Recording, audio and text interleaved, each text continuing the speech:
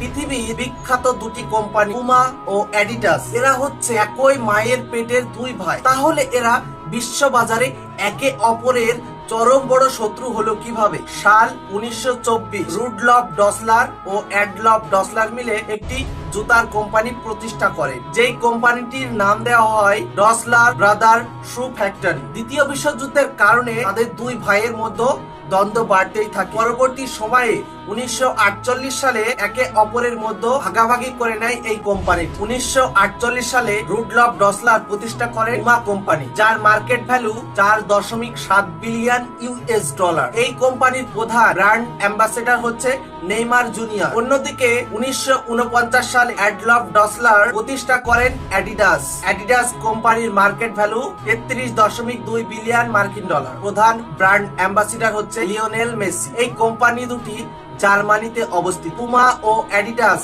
এরা বিশ্ববাজারে একে অপরের প্রতিদ্বন্দ্বী হলেও ঘরের মধ্যে ভাই ভাই।